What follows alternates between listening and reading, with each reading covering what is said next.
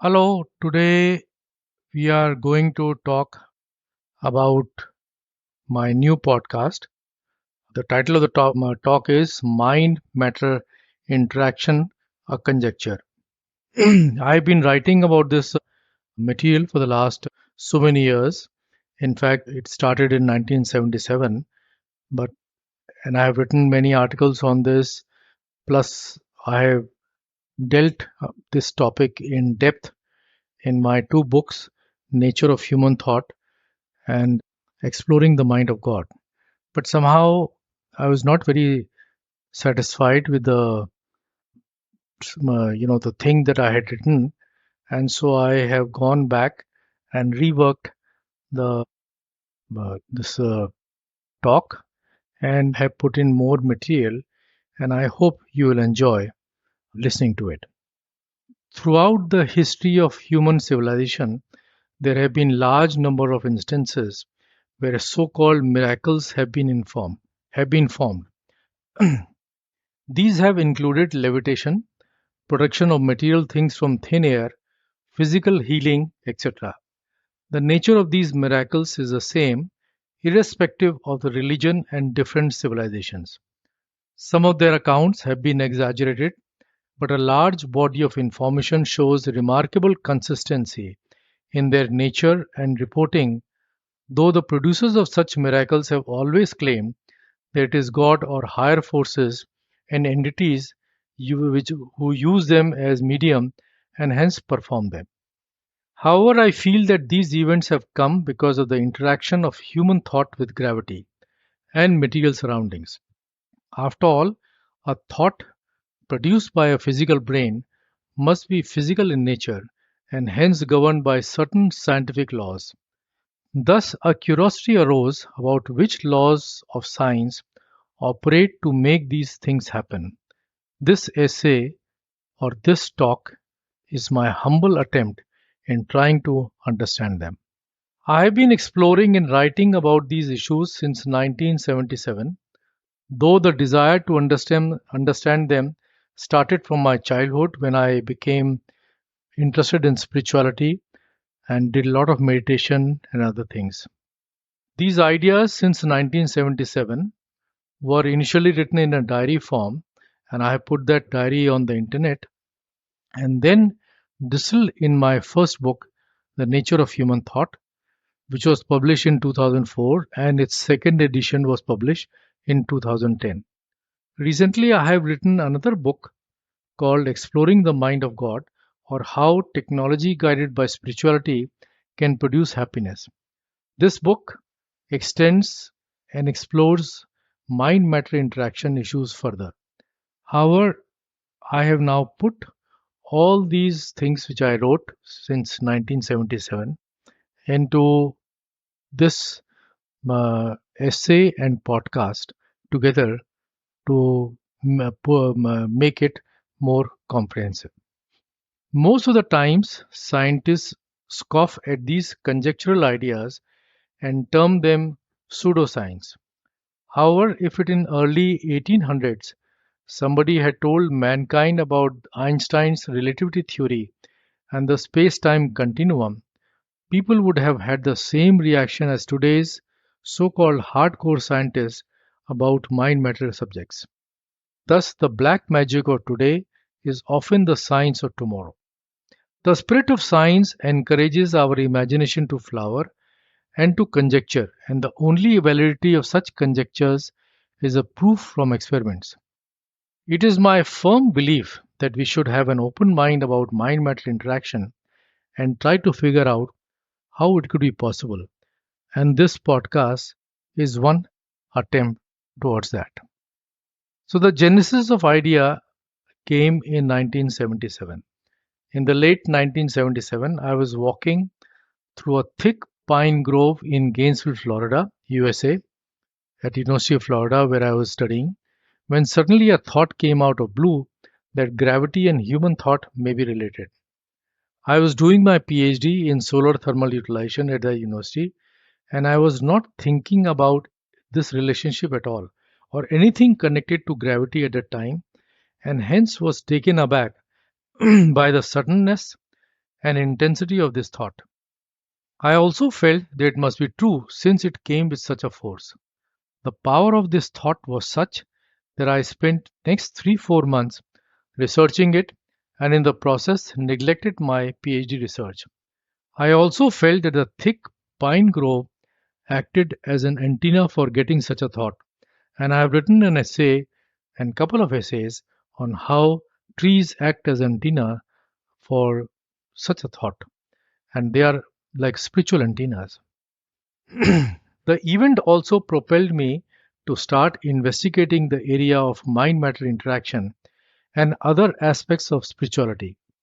In fact, whatever little I have thought of and written on this subject in the last 45 years was triggered by this single thought. Though I understood intuitively the import of this thought at that time, which means the human thought and gravity are related, but even today, somehow the relationship between deep human thought and gravity has remained elusive. However, it now appears that there may be a light at the end of tunnel, and this podcast is my humble attempt to show how human thought and gravity may be related. But before we do that, first of all, we'll have to try to understand what is the nature of human thought. It is an accepted fact that a thought is produced when a brain neurons fire. There are close to 80 to 100 billion neurons in the brain. The exact figure is not known. And for a simple thought like what is the color of flower, open the door, etc., etc., a small portion of neurons in the brain fire, but in deep concentrating concentration, leading to samadhi and sanyam. Sanyam is a word which was coined by Patanjali in his Patanjali Yoga Sutras, and it means combination of concentration and contemplation on a single object or a subject for a long time. When you do the Sanyam, almost all the neurons fire to produce a deep thought. Thus, a difference between deep and shallow thought is its intensity and duration. It is also interesting to note that the activation of neural pathways triggers firing of neurons. This activation is triggered either by signals from sense organs or stimulation of certain memory space in the brain. Firing neurons help them to communicate with each other, and during this communication, the electrical signal from a neuron is converted into chemicals or neurotransmitters and transmitted across the synaptic cleft to another neuron, where it is again converted to electrical signal for the onward journey. We'll talk about some of these things now. Synaptic cleft is a very tiny space of about 20 nanometers between an axon and a dendrite, and is a place where two neurons exchange information via neurotransmitters or NT. A neuron has three parts. At one end is a dendrite, which accepts neurotransmitters from other neurons. There is a central nucleus, which is the heart of the neuron, and a long nerve fiber called axon, whose end, or a synapse, releases the neurotransmitters for transmitting to another neuron. And large number of these neurons connected like this, in which they communicate with each other, forms a neural pathway. Why did nature produce this type of diode based communication system where the electrical signal from the neuron is first converted into electrical where the is first converted into chemicals or neurotransmitters and transmitted through the synaptic cleft and again converted back into electrical signal.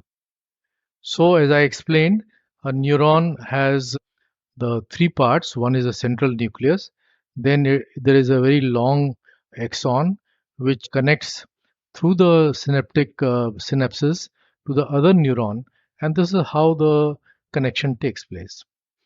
A possible answer for this riddle that I just explained could be that during this conversion in synaptic cleft, photons are produced, which are the signature of thought. Anytime a chemical reaction takes place, and naturally in this case the production of neurotransmitters is one such reaction, it produces weak photons. This is the nature of chemical bond. All chemical bonds, when they either form a bond or the bonds are broken, the process produces photons. And photons are in a different spectrum region from the weakest to the strongest. Weak photon production, which is in the far infrared region, was experimentally observed in the brain in the late 2010s when scientists detected them being emitted during the firing of neurons and the transfer of neurotransmitters across the synaptic cleft. Scientists are still not sure in what way the brain uses these photons, but speculate that somehow they may help in increasing communication between various parts of the brain. And this is the information that I took, and I therefore conjectured on a totally new thing about how the thought is produced.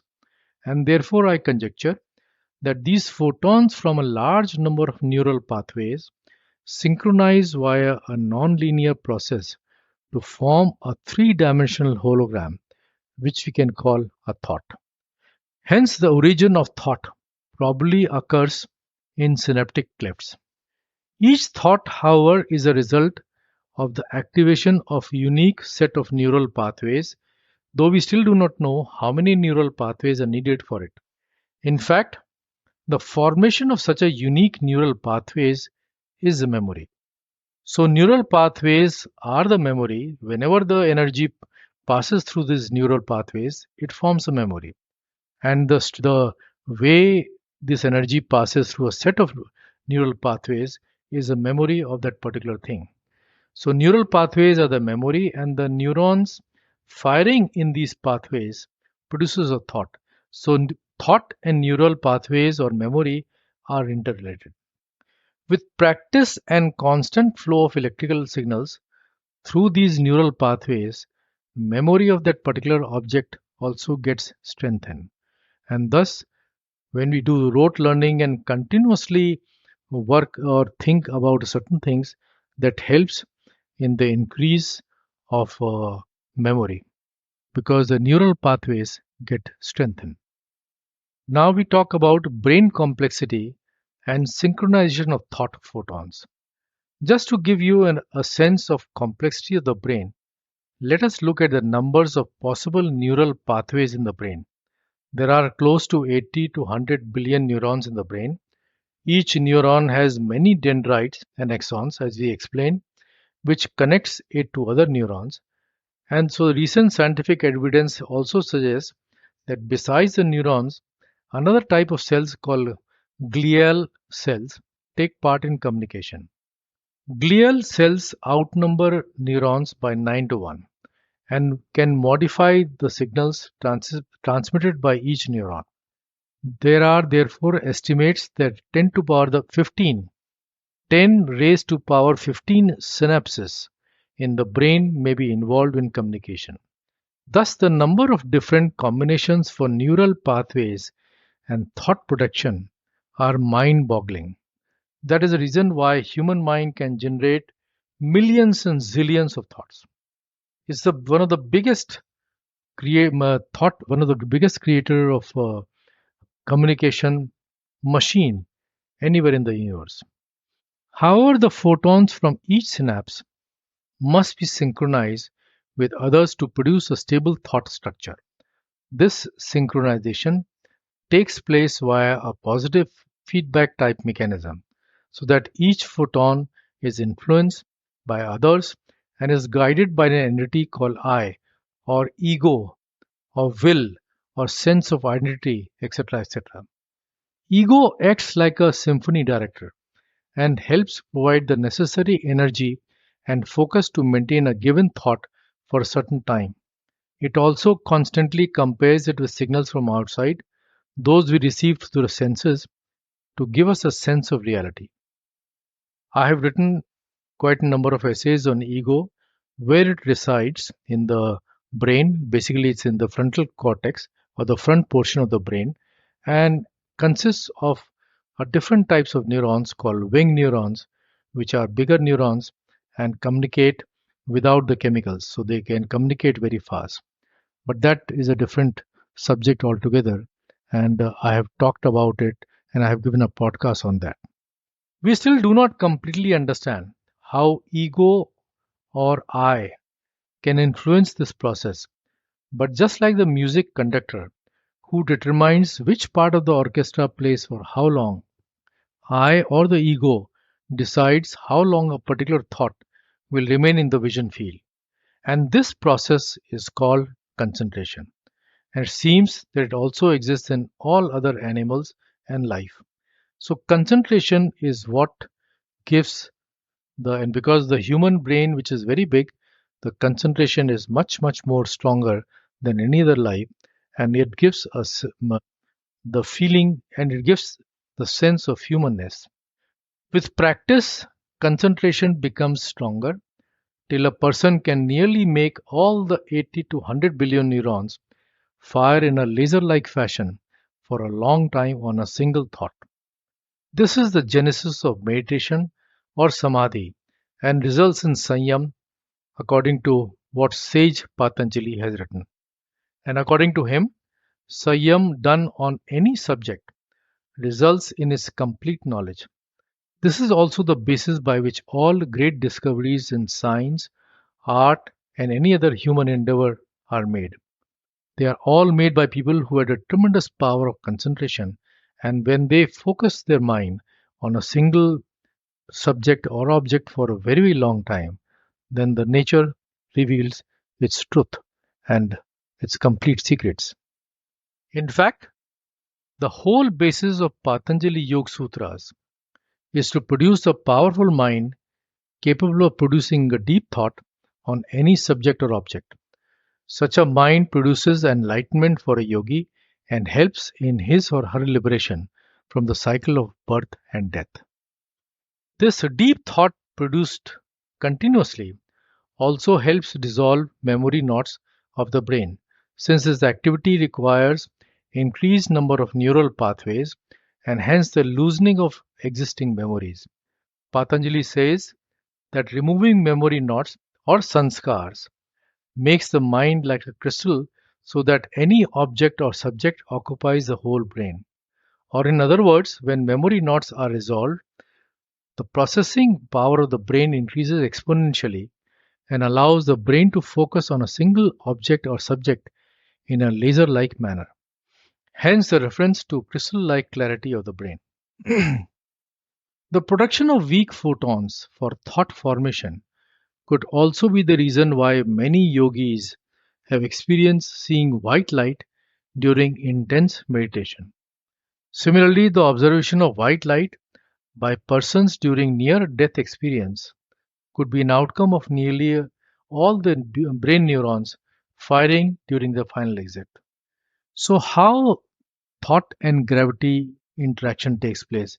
Now, we have discussed what is thought, how it is synchronized to produce a stable structure, and now we'll talk about a little bit about the basis of thought and gravity interaction. According to Albert Einstein, gravity is nothing else but a curvature of space-time continuum and hence geometric in nature. It is my conjecture that the structure of thought is also geometric and hence it is possible that both gravity and thought are related at a deeper level.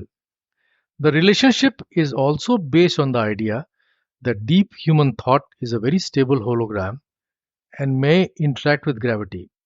We'll talk about this deep human thought as a stable hologram in greater detail in the later on. According to the general theory of gravitation, light bends around massive bodies. This is one of the greatest discoveries of the gravitation, and that is why the light coming very close to the sun bends. This is because massive bodies distort the space-time matrix, and the shortest path for light travel is geodesic. Hence, light appears to bend when it passes heavy bodies like sun. This was one of the great triumphs of Einstein's theory of gravitation. Since gravity bends light, we can conjecture by principle of equivalence, which was another great invention of Einstein, that light should also bend the space-time matrix. This is the line of thinking we will employ in our quest to find the relationship between deep human thought and gravity. Now I'll talk about how deep human thought hologram becomes extremely stable and forms a soliton. It is possible that the deep and extremely focused human thought, which leads to a samadhi, may act like a laser and could interact with space-time matrix in a non-linear manner to produce a soliton. What is a soliton? Soliton is a wave which can remain stable for almost infinite time and can travel to great distances without dissipating. These waves, or they are called sometimes as rogue waves, arise because of the non-linearity of the wave phenomena and have been observed in liquids, gases, optics, and even space. The word soliton is apparently derived from solitary wave, which being stable almost acts like a particle. Hence, soliton rhymes with electron. When the conditions are right and a critical threshold is achieved, then according to the catastrophe theory, soliton type structure is formed. Thus, it can be conjectured that a thought which is an outcome of tremendous concentration for a very long time can form a soliton. Since thought solitons are very stable, it is tempting to think that they may form stable memories and may reside in knowledge space. Knowledge space, I have defined previously in my many articles, is a space which has very stable memories and is an outcome of deep concentration, emotional thought, etc. These memories could also be the basis of karma that is talked about in the Indian philosophy. Einstein's general relativity and gravitation theory has shown that light or photons is bent by heavy bodies. Since gravity field interacts with light, by principle of equivalence, light should also change it. Gravitation field theory also shows that a combination of energy and momentum can curve space-time matrix. Though photons are massless particles, they have energy and momentum, two important attributes for bending space-time matrix. Hence, light traveling through it should be able to change the matrix shape. However, the effect of photon for changing the shape is minuscule and is extremely difficult to measure since most of the photons have very little energy and momentum. However, it could be possible that high intensity light should be able to deform it. Recently, some theoretical studies have shown the effect of lasers on space-time matrix deformation. Extrapolating on this idea, one can conjecture that laser-like thought hologram, soliton, may deform the space-time matrix just like a mass would do and produce mechanical effects. This could be the basis of mind-matter interaction. However, the mechanical effect may be very feeble. Nevertheless, these mechanical effects under certain conditions might be amplified, allowing the mind-matter interaction to become visible. This amplification could be explained by the science of resonance. All systems in the universe possess natural frequencies, and when these frequencies are reached, large-scale mechanical effects are observed. A classical example is a child on a swing. A slight push at the right time to the swing can make it go higher and higher. Similarly, certain notes played on musical instruments can shatter wine glasses. In the same manner, some of the modern bridges were destroyed when marching steps of the soldiers matched the natural frequency of the bridge. All these effects show that an exceedingly small force can create large mechanical changes when the natural frequencies of the system are reinforced by a small mechanical force. This is the genesis of the butterfly effect, generally described in chaos theory, and is an outcome of non-linear dynamics of the system. The butterfly effect simply states that a butterfly may fly in Brazil, Amazon, and its effect will be felt in Beijing. A small force somewhere gets amplified drastically through the nonlinear mechanism and can be seen hundreds and thousands of miles further on. Thus, a deep thought hologram, soliton, may somehow interact with space time matrix in a nonlinear way to affect large scale mechanical changes. We still, however, do not know how this takes place.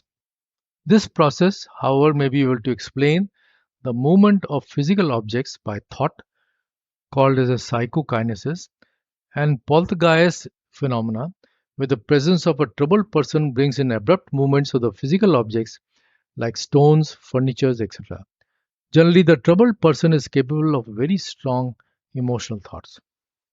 Since we have now explained how the stable thought can be produced, how can it interact with the matter and gravity, it is also tempting to talk about how a thought can be transmitted.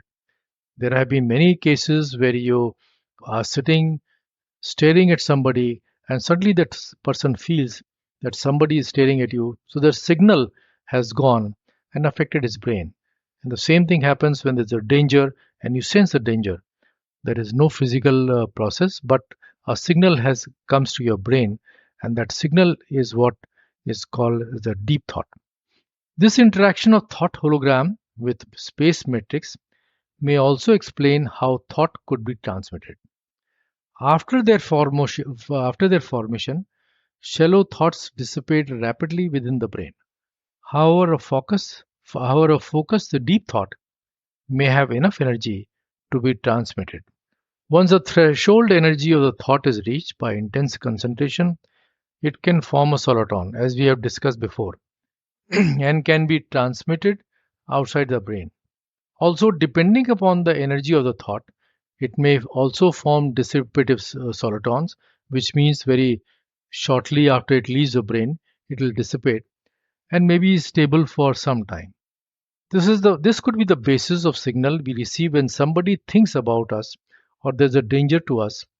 However, only a deep thought soliton stays stable in the space-time matrix for a long time and could be a part of the permanent memory in knowledge space.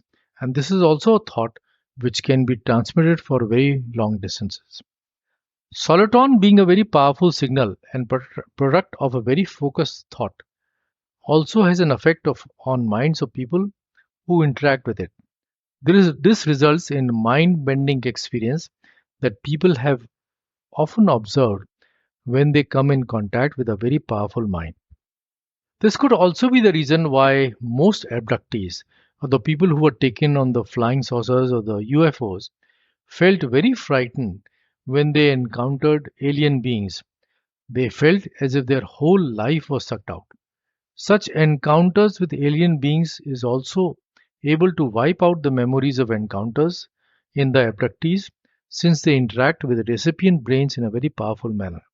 This has been observed by people who were abducted and has been written very nicely in John Mack's book called Encounters.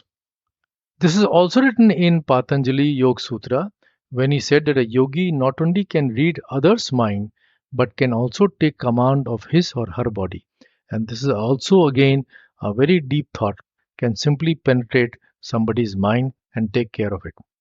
I also feel that this soliton thought wave may be responsible for Mahasamadhi, or people or great rishis and enlightened souls who leave their body at will, guided by gravity of celestial bodies like sun and stars.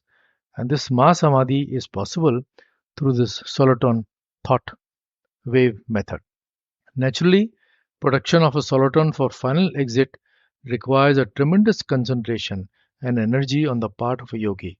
We still do not understand how this happens, but in modern times, there has been an example of Swami Vivekananda who left his body by will during Samadhi. In fact, very detailed write up has been written about how he left his body, and by his disciples. Sometimes it seems that the physical structure of brain and body is required to reach the stage of highly nonlinear thought, and once the soliton is achieved, the body's function is over, and the liberation of being from the cycle of birth and death results. Sage Patanjali says that this stage could be achieved by Dharma Megh Samadhi. Dharma Megh is basically a spiritual cloud samadhi, and it's a very interesting thing, and I have written a little bit on it when I have explained the deep science in Patanjali Yoga Sutras. It is also very tempting to speculate that the production of thought like soliton artificially and its interaction with space-time matrix may provide a possible mechanism for teleportation and a propulsion for overcoming gravity and help in intergalactic space travel. This is very speculative in nature, but is something to think about. And thank you very much for listening to this podcast. And I'll greatly appreciate if you send me your feedback on it. Thank you very much.